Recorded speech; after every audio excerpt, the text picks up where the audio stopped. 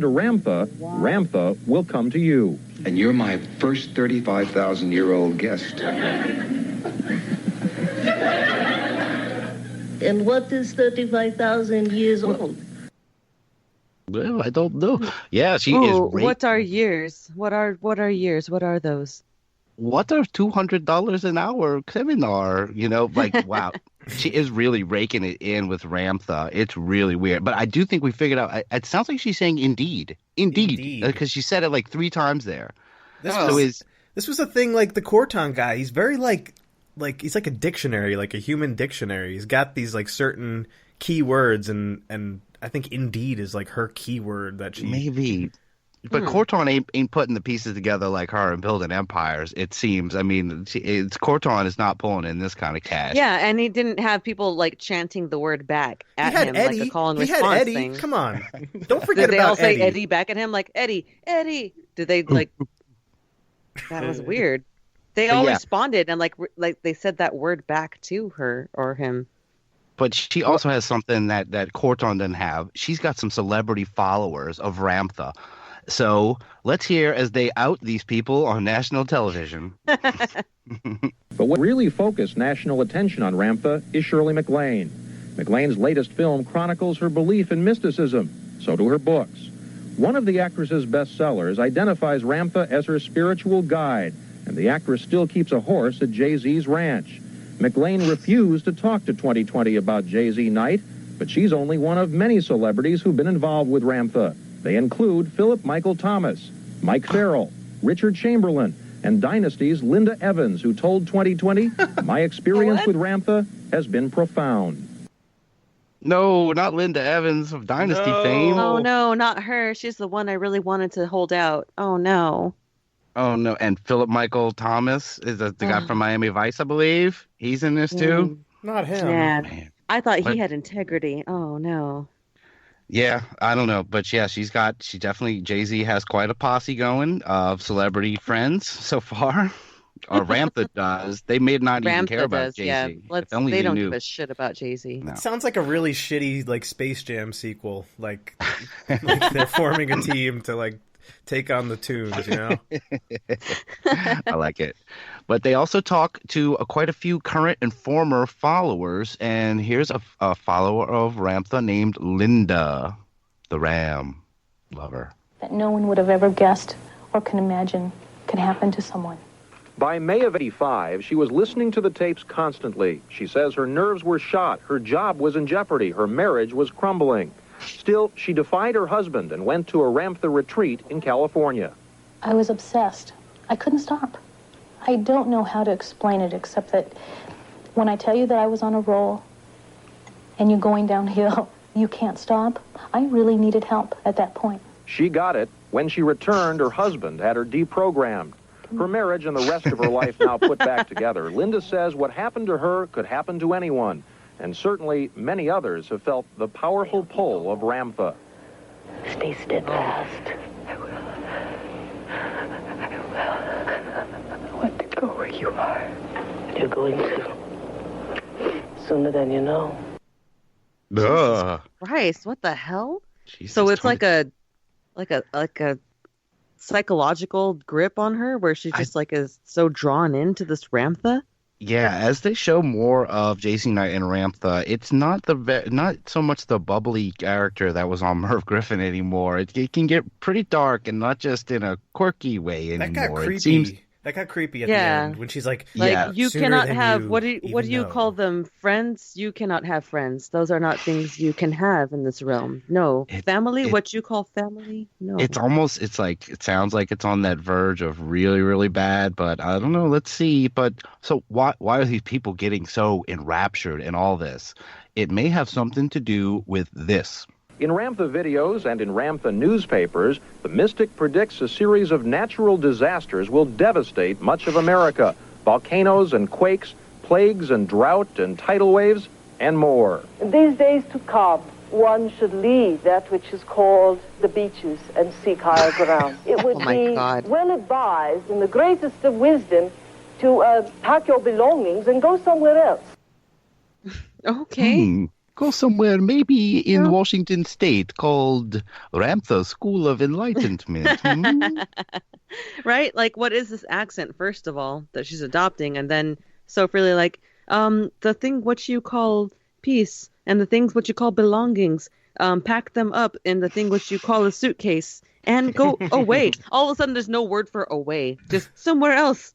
And what you call away, go there to be.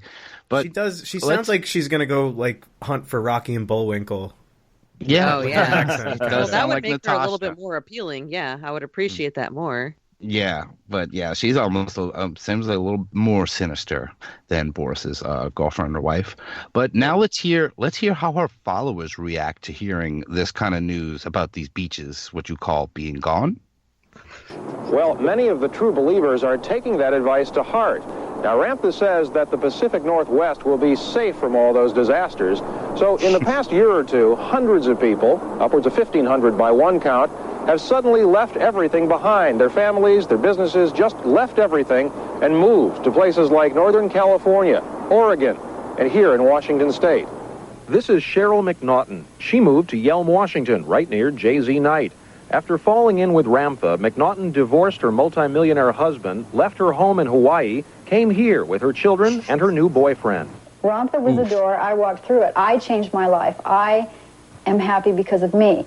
He gave me that experience. But it's a bitter experience for many of those left behind. We heard stories from all over the country, like the East Coast, where there was the elderly man whose wife of 45 years got into Ramtha, and then last Thanksgiving suddenly cleaned out their bank account and moved to the Northwest. And we talked to the woman here in Los Angeles. Just last summer, her husband got a Ramtha videotape and started watching it over and over again. He became obsessed with the idea that the world was going to end. He began giving away our furniture. We had just bought a house. He put the house up for foreclosure. He let his business go, and he moved up to an area near the Sequoias. He finally came home just recently, but Tina's still shaken. What is Ramtha doing to families like yours? Tearing them apart. Man, I'm so sorry. Like, yeah, this is supposed to be dark. I get it, but it sounds so silly. Go ahead, Russ. I don't know how they get suckered into so easy. One guy's watching a videotape about Ramtha. Could you imagine? Over and over.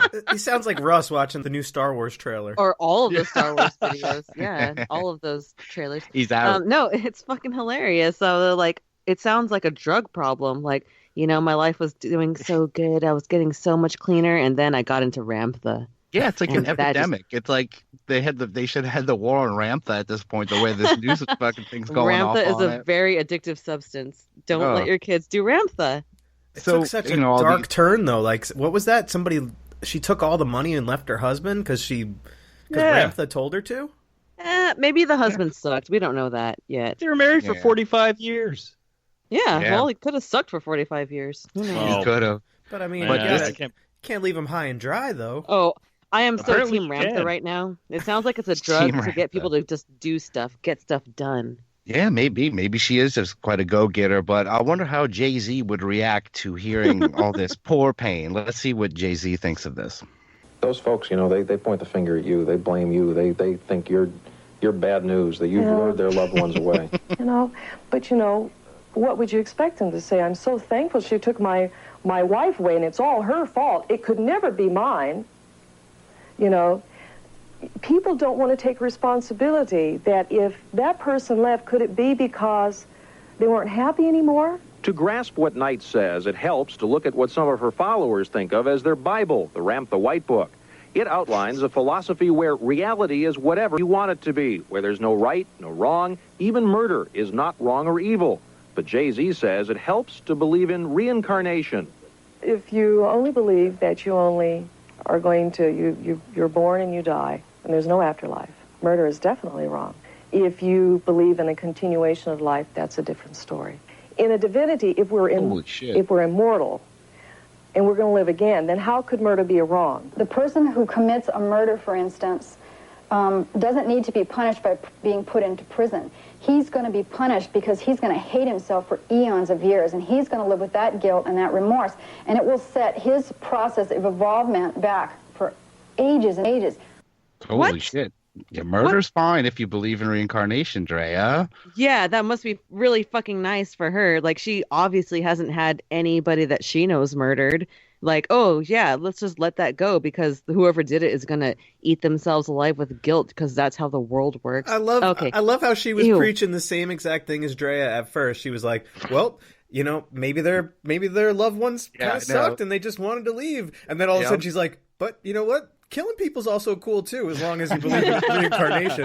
And it was just like I could see Drea's face just being like, "Oh, come on, I can't back you anymore." You were right. It's almost like there was a webcam on my face, and you saw my face turn from like, "Haha, funny," to like, "Oh, this bitch, this fucking can't be bitch." on her side anymore.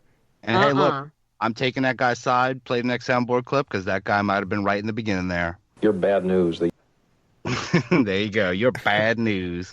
That was it. You're bad news. You're bad news there. But it also sounds like he's about to burp. You're bad news. You're bad news. Z at the end? You're bad news, Z. You're bad news, Z. Shorted Jay-Z even shorter? He's been there long enough. He can call Ramtha Ram and her Z if he wants. You're bad news, Z. You're bad news, Z. Oh, wow. Well, that's good. But there's more of this 2020 investigation, and here's a clip from a longtime friend of Jay-Z, a woman named Sandy. Sandy told us of a bizarre incident at a prayer meeting when Judy suddenly began speaking in a strange male voice, identifying herself as a demon named Demias. She couldn't breathe. She was holding her neck, and she was saying, "I can't breathe." At that point, this male's voice spoke out again. He said, "I possess this body and cannot have it. I have possessed it for many years." Well, I have never ever had anything like that happen. That's somebody else's truth. That's not my truth. Didn't happen. No, it didn't happen. But if it did, it would seem to support a theory that Knight has and may have had another personality that comes out that she can't entirely control. Some very powerful and deep force, even an alternate personality, is taking over the unconscious of the channeler. Yeah, that's a really dark explanation for her, too. Getting her friend, they'll say that she had a demon in her when she was younger. I mean, I don't know. I mean, that would make more sense. I would actually believe her more if I knew that she had had some kind of experience before that, even if it was demonic. Yeah, they put it out there in the beginning when they mentioned Satanism right off the bat, and this was the 80s when everyone wanted to talk about it. Well, Satan doesn't mean demons, but, yeah, sure. Close enough. I don't think it does to them. They probably all balled it all together. But true. As you can hear, everyone is still, they are not in love with Ramtha as these other people are. So here's a few words from a former follower of the cult. Of the group. He recalled a gathering in California in 1984 when Jay-Z started slipping into and out of her Ramtha identity without bothering with a trance. There was a desert hike.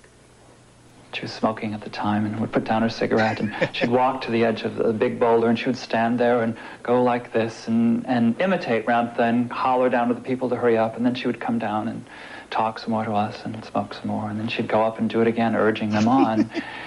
And that's when I really just died inside because it was blatant.